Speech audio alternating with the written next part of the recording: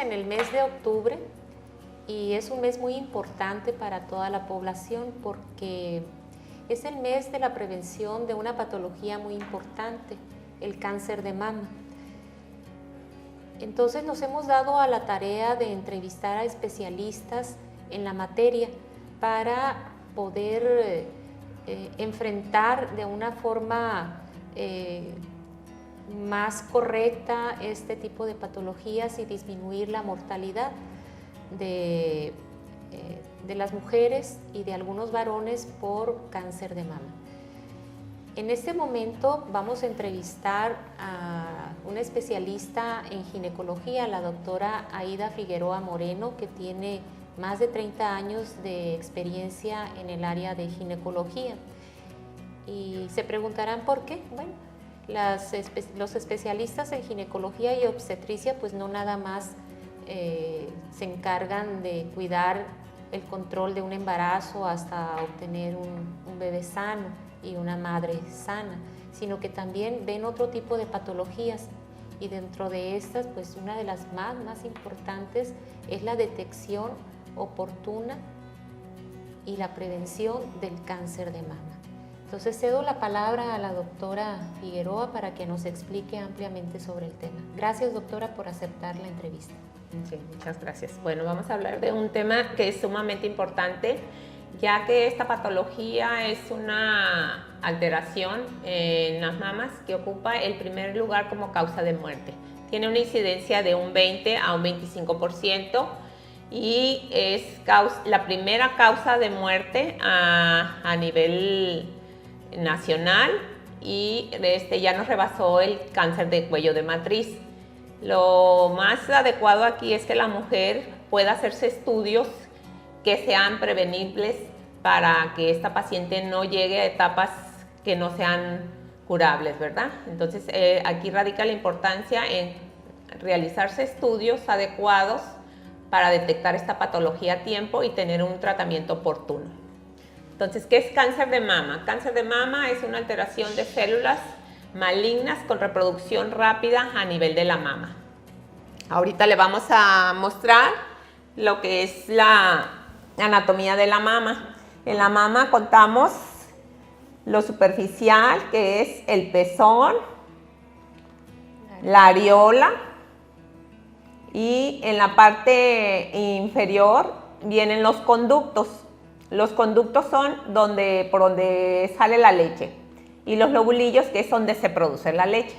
La importancia radica aquí que el 90% de los casos de cáncer de mama se van a dar en los conductos, ¿verdad? Y un 10 a un 12% se va a dar a nivel de los lóbulos. Entonces, esta patología también se puede presentar en el varón en un porcentaje bajo, que es el 1% de los cánceres. Los factores de riesgo que tenemos para un cáncer de mama es, en primer lugar, pues ser mujer, ¿verdad? Es un factor importante el hecho de ser mujer. Tenemos otros factores como el hecho de tener una menarca temprana o una menstruación temprana. Como es un tumor que depende de hormonas, de estrógenos precisamente, por eso, entre más temprano arreglemos, tenemos más afectación a nivel de nuestra mama. Igual, una menopausia tardía, ¿por qué? Porque más tiempo vamos a tener el efecto hormonal a nivel de la mama. O sea que los estrógenos son los que estimulan a la glándula mamaria y en sí pueden generar un crecimiento desordenado de las células. El hecho es de que el estrógeno, como dice, es el que se encarga del crecimiento de las mamas y entre más tiempo si tenemos otros factores de riesgo que ahorita los vamos a mencionar, entonces es más probabilidad de que en un momento dado pudiéramos tener este tipo de patología, ¿verdad? Entonces tenemos otros factores como son el hecho de tener antecedentes de enfermedades de mama. ¿Cuáles son estas? Como la mastopatía fibroquística. La mastopatía fibroquística es una enfermedad benigna que se da frecuentemente en la mujer. Generalmente este tipo de patología da dolor y se puede sentir un bulto la paciente. Generalmente la paciente acude al médico porque se siente un bulto y le duele y piensa que ya puede tener este tipo de patología. Es un factor predisponente, más sin embargo este tipo de patología es benigna, ¿verdad? Afortunadamente. Y tenemos el antecedente de cuando tenemos un cáncer de mama, en la mama contralateral podemos tener una incidencia del 5 al 10% en general. O sea, a 1% por año podemos tener una incidencia de que podamos tener cáncer en la mama contralateral. Tenemos también los antecedentes de familias que tienen un gen, el gen BRCA1 y el BRCA2. Estos genes, si se encuentran presentes en nuestra familia, es un factor muy fuerte para que esa paciente pueda llegar a tener este tipo de patología. Aunado también a la alimentación, la obesidad es otro factor, el tabaquismo, el alcoholismo, son factores, así como la terapia hormonal cuando viene la menopausia. La paciente requiere de tratamiento hormonal, tiene que ser valorada por el médico para poder determinar si esa paciente qué tipo de terapia va a recibir. Si la paciente tiene factores de riesgo y esa paciente tiene genes, tiene un riesgo mayor de padecer un cáncer de mama. Más adelante hablaremos sobre qué hacer en ese tipo de pacientes. Y la determinación de esos genes, doctora, ¿cómo se hace? ¿En dónde se hace? No, eso es como dicen, o sea, es genético, se toman muestras. ¿Muestras de sangre? Muestras de sangre son y se envían y se hace la determinación de ese estudio. Y cuando llega la paciente con el resultado de este tipo de genes positivos, ¿cuál es la conducta a seguir?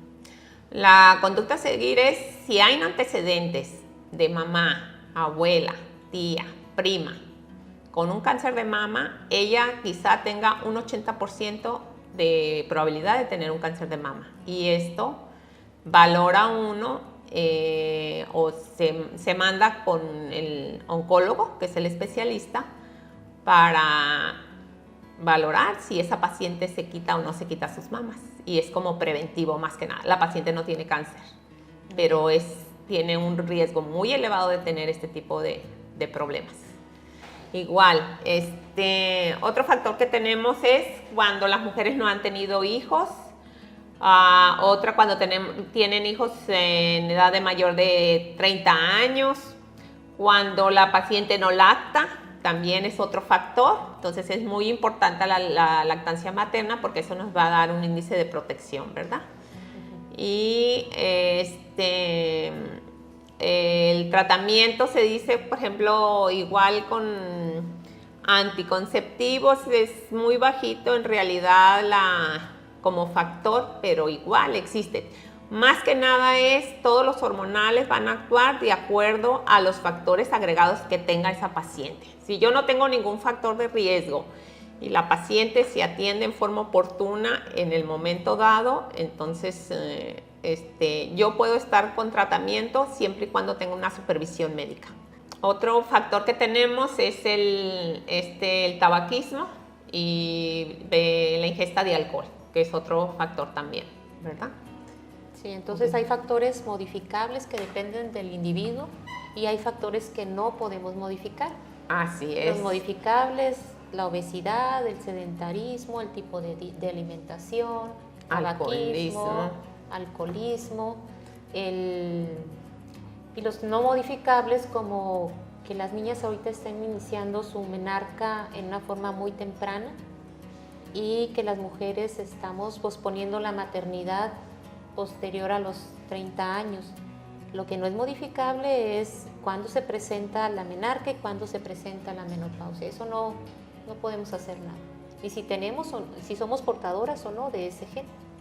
Así es, ¿verdad? Sí, generalmente cuando hay antecedentes en la familia, uno manda a hacer para determinar si esa paciente tiene ese tipo de gen o no, y poder decir, tienes mucho riesgo de tener este tipo de problema.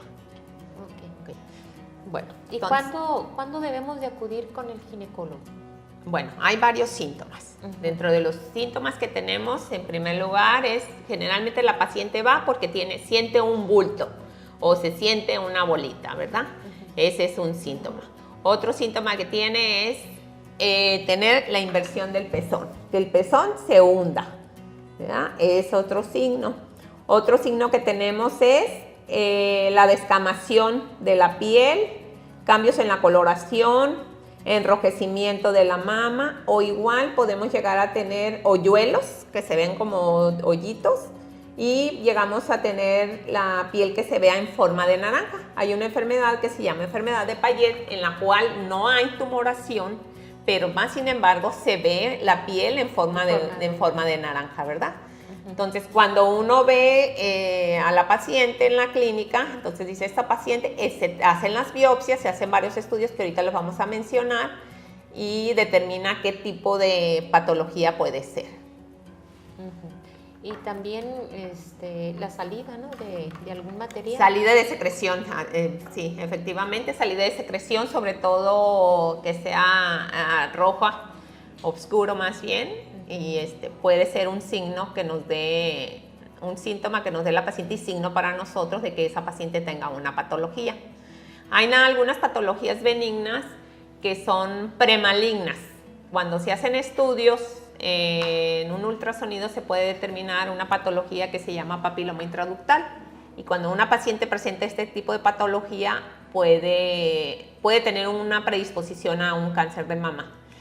Si hacemos un diagnóstico de un papiloma intraductal, que lo hace el radiólogo precisamente en un ultrasonido, entonces se da tratamiento. Y el tratamiento consiste en retirar los conductos, se llama una operación de ADER o de ADAIR, y se quitan los conductos y se disminuye el riesgo, ya que el 90% del cáncer va a ser en los conductos, y al retirar los conductos ya damos una prevención bastante alta.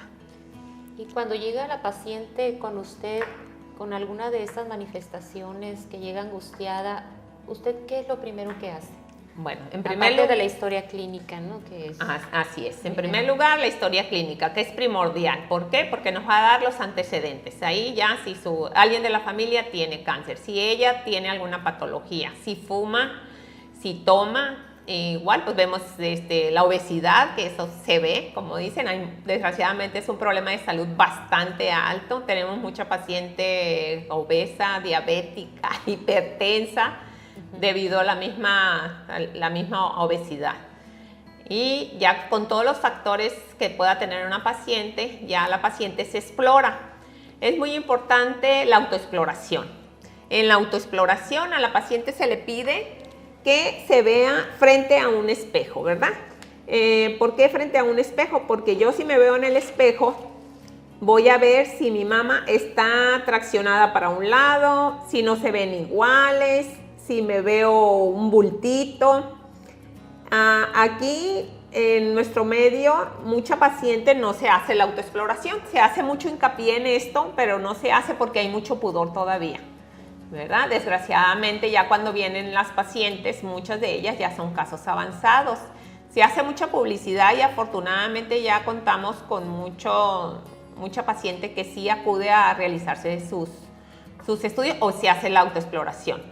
Igual, la autoexploración debe de hacerse posterior a la menstruación. ¿Por qué posterior a la menstruación? Porque generalmente antes de la menstruación la mama va a estar dolorosa, edematosa, y la paciente puede sentir dolor o puede llegar a sentir bolitas que no son tumoraciones. Entonces siempre se recomienda que se haga esta autoexploración posterior a la menstruación, ¿verdad? Entonces mencionábamos que frente a un espejo, y que se vea hacia ahí, y posteriormente se le pide a la paciente, ya sea sentada, que ponga su brazo en la parte de la nuca, y con la mano contralateral se revise de afuera hacia adentro o viceversa, de adentro hacia afuera, para ver si se toca alguna nodulación. Yo les menciono a las pacientes que la mama se toca como un racimo de uvas, como si yo tocara uvas y tocara muchas bolitas juntas, un racimo de uvas que esté junto, ¿verdad? Cuando encima de esa mama yo siento un bulto, ya sea como un garbanzo o un frijol, o puede ser una canica pequeña, ya eso es una tumoración. Una tumoración se va a palpar generalmente cuando ya la paciente tiene por lo menos un año con esa lesión, ¿verdad? Entonces, de ahí radica la importancia de los estudios que se hacen de tamiz, como es la mastografía y el ultrasonido. Entonces, posterior a que nosotros revisamos a nuestra paciente, dependiendo de si tocamos tumoración o aunque no toquemos tumoración, puede que toquemos ganglios, ¿verdad? Entonces, yo no toco una tumoración, pero si yo toco un ganglio, ¿qué es un ganglio? Es una estructura en la cual hace la función de un filtro de enfermedades infecciosas o enfermedades cancerosas. Entonces, si yo en mi mama tengo cáncer y ese cáncer empieza a diseminarse, el primero que se va a manifestar puede que sea un ganglio. Un ganglio. Sí, un ganglio axilar, o puede ser supraclavicular o infraclavicular, ¿verdad? Entonces, en la mamografía se va a determinar si la paciente presenta alguna tumoración, una tumoración que son menores de un centímetro. Como mencionábamos, para cuando una paciente presenta un tumor de 1 centímetro ya por lo menos pasó un año. Entonces, es la importancia de hacerse los estudios para determinar antes de que tenga una manifestación la paciente. Entre más temprano tengamos una determinación de una tumoración, más favorable va a ser su pronóstico, ¿verdad? Entonces, el pronóstico va a ser de acuerdo al tipo de patología que tenga la paciente. Ahorita lo mencionaremos.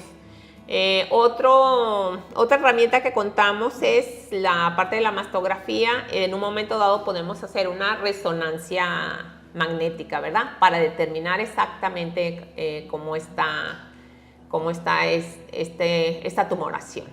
¿Y el ultrasonido de mama? Eso es otra herramienta complementaria, porque si en la mamografía me reportan que la paciente tiene mucha mama o mama muy densa, no se logran ver tumores en la mamografía y se complementa con un ultrasonido. Entonces, igual, es muy útil en la actualidad en aquellas pacientes. Ahorita hay mucha prótesis mamaria, entonces es difícil palpar una tumoración con pacientes que tienen prótesis mamaria. Y se hace igual un estudio de una mastografía y un ultrasonido. Muchas pacientes le tienen temor a hacerse la mastografía porque les van a comprimir, les van a reventar su prótesis, pero igual no deben de tener temor porque es un estudio que ya se tiene el conocimiento que tiene la prótesis la paciente y no se va a hacer una compresión excesiva. Y sí se detectan patología en estas pacientes. Yo tengo la experiencia con pacientes con prótesis y las cuales he detectado tumoraciones y han salido con problemas de cáncer y que se han tratado en forma oportuna con un buen pronóstico, ¿verdad? Entonces, ya posterior a que tenemos los estudios, si yo tengo una tumoración palpable, ya esa paciente es candidata a hacerse estudios. ¿Cuáles estudios? Una biopsia puede ser con aguja fina, esa se hace en el consultorio. Puede ser una biopsia con Trucut, que es una aguja como más gruesa, son en tumores muy palpables. Y los otros estudios puede ser una biopsia abierta, hacer una cirugía abierta, sacar la tumoración y determinar qué tipo de tumoración es. En cuanto a la toma de biopsia, ¿es guiada o es a ciegas el procedimiento? Cuando es una tumoración palpable, uno lo toca y va determinada. Cuando no hay una tumoración, yo puedo tener una mamografía en la cual me reporten microcalcificaciones. Microcalcificaciones para nosotros es patognomónico de un cáncer. Sí. Entonces, ¿qué hacemos? Se envía con el especialista, el oncólogo, ginecólogo, y se pueden hacer un marcaje donde se meten agujas y de posterior se pasa a quirófano y se toma una muestra de eso. Y hay tenemos, afortunadamente en nuestro estado contamos con un estudio radiológico que se llama esterotaxia. Ese estudio es para tomar biopsias de tumores no palpables y nos determina la distancia y la profundidad. Hace un marcaje sí, es computarizado. Eso se hace aquí en nuestro estado contamos con ese estudio, afortunadamente en Culiacán, en el ISSSTE, ¿verdad? No en todo el país tenemos la fortuna de tener ese tipo de aparatos, en las grandes ciudades nada más, pero aquí en Culiacán se cuenta con ese aparato. Y aquí en nuestro municipio, ¿usted piensa que tenemos la cobertura suficiente en cuanto a equipo de mastografía para abarcar lo que es el casco urbano y todas las comunidades? O sea, ¿somos suficientes para hacer mamografías a los pacientes? Pues contamos aquí en el municipio con 6 lugares donde se puede hacer una mamografía. En las instituciones de salud, que son Seguro Social y Hospital General. Y a nivel privado tenemos Salud Digna, Delia Barraza, CREI y Doctor Segura. Segura, perdón. Ahí contamos con esas aquí para nuestra comunidad. O sea, afortunadamente ya tenemos muchos. Sí, antes no había, ¿no? Antes no teníamos la fortuna de tener contar con todos esos servicios. En cuanto a, antes de iniciar el tratamiento, doctora, me gustaría saber las edades que son de más riesgo para la presentación de un cáncer de mama y cuándo usted indica una mamografía o puede cualquier individuo en cualquier momento irse a tomar una mamografía porque quiere. No. Bueno, la edad más frecuente es de los 40 a los 75 años, ¿verdad? Entonces es por eso que posterior a los 40 indicamos la mamografía. Como rutina o como tamiz, lo indicamos de los 40 a los 50 cada 2 años y posterior de los 50 cada año.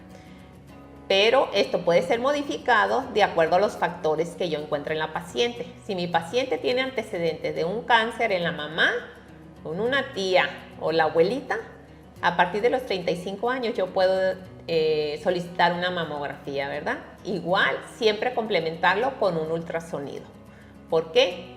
A los 35 años tenemos mucho tejido mamario, la mama está muy densa y puede que no se observe ninguna tumoración, pero con un ultrasonido lo vamos a determinar.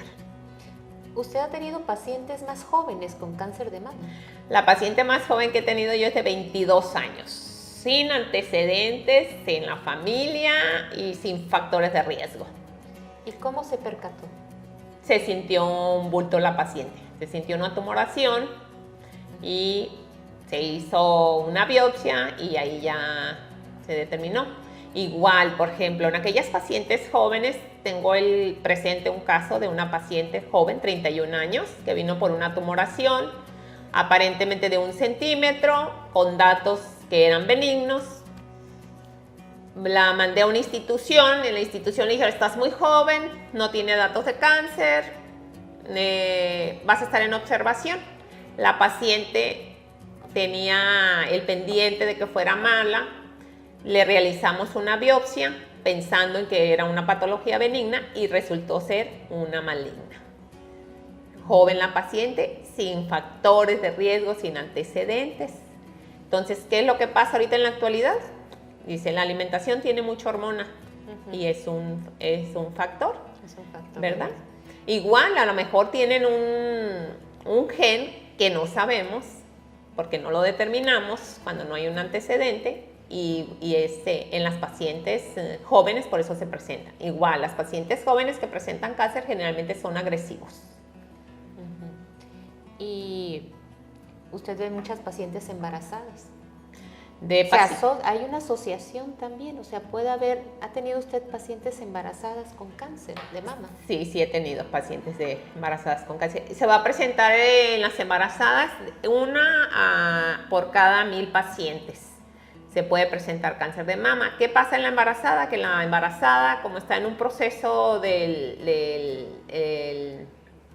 la gestación, la mama empieza a crecer y se puede llegar a sentir algo, pero piensa que es parte del mismo proceso normal de la gestación y muchas veces se atiende tardíamente. Pero de igual manera, si yo tengo una paciente embarazada y tiene una tumoración, el procedimiento es como si no hubiera embarazo.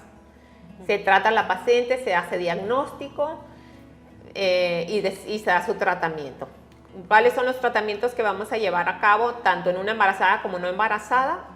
En primer lugar, no podemos hacer un tratamiento definitivo hasta que no tengamos el estudio de una biopsia. Primero una biopsia para saber a qué nos vamos a enfrentar, ¿verdad? Entonces ya se clasifican las tumoraciones de acuerdo hay 3 siglas. T, que es tumor, N, que es nódulo o el ganglio, y M, que es metástasis. Depende del tamaño del tumor, es la clasificación que va a tener. Si hay ganglios presentes, es la clasificación que va a tener. O si hay metástasis. Metástasis, ¿qué quiere decir? Que el tumor ya se salió de la mama y se fue a otra parte del cuerpo. N, que son los ganglios, que como ya dijimos son los filtros, quiere decir que ya se salió el tumor en mama y está en los ganglios. Más sin embargo, todavía no sale de ahí. Entonces, al momento de los tratamientos se ofrecen varias opciones. Una que es cuadrantectomía. ¿Qué quiere decir? Que quitamos nada más la parte de la tumoración, pero se complementa con la resección de los ganglios. ¿Por qué los ganglios? Para ver si esos ganglios están positivos o no están positivos a cáncer. Si yo quito 10 ganglios y tengo 9 positivos, entonces ese ya me da un pronóstico a mí, ¿verdad? Que esa paciente, pero igual, si yo quito un tumor y no me da ni un ganglio positivo, eso es bueno para la paciente. Y metástasis, pues puede ser al pulmón, puede ser a hígado, puede ser a cerebro. Entonces, esa es una. Otra es, dependiendo del tipo histológico de la tumoración, del tamaño de la tumoración, igual se puede ofrecer una mastectomía radical modificada, se llama, donde se retira toda la mama, igual se hace un vaciamiento axilar de los ganglios. Y posteriormente, ya sea una resección por cuadrantectomía o una mastectomía, dependiendo finalmente del estudio histológico, si se va a complementar con radioterapia, quimioterapia, y posterior a esto, si hay receptores hormonales en la tumoración, se da hormonoterapia. Así es. Y eso ya se determina por inmunohistoquímica, ¿verdad? Inmunohistoquímica, sí, son estudios especiales que se mandan a México. Se mandan a México, ya determinan ahí y ya dependiendo del resultado es si esa paciente va a ser candidata o no. ¿Verdad? Entonces, un control de las pacientes es cada 3 meses, hacerles las revisiones, se hacen estudios, radiografía, pruebas de funcionamiento hepático, un ultrasonido, una tele de tórax, pensando por los riesgos de metástasis. En el primer año. ¿También entraría? ¿Perdón? ¿Un PET? En un momento dado, sí. Dependiendo de la tumoración. Sí, depende de la tumoración. Y ya después, el primer año cada 3 meses, después en el segundo año cada 6 meses. Y se lleva así un control hasta los 5 años. Si una paciente a los 5 años tiene una sobrevida de un 84%, ¿verdad?